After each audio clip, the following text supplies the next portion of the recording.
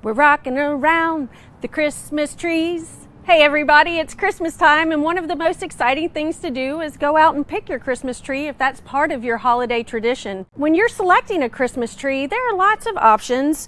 Firs are a holiday favorite. In fact, we say friendly fern because the needles aren't pokey. Now, speaking of needles, when you're selecting a Christmas tree, you want to select one, well, when you're coming in to check them out, you kind of want to shake the tree and see if you notice a whole lot of needles that are falling down. It's common for needles to fall, but you want to make sure they're not too many are falling.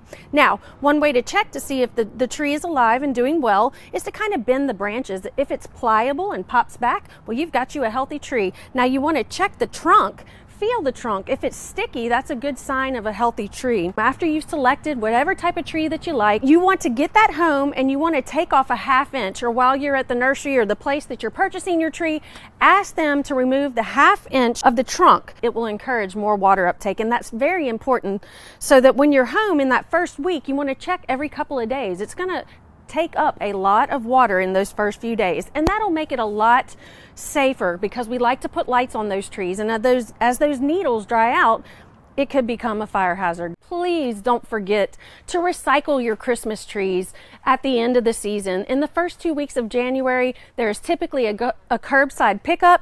Trees can be used in erosion control. They're often broken down for mulch that can be used throughout the state. So do your part and recycle that tree. For Get It Growing, I'm Heather Kirk Ballard with the LSU Ag Center.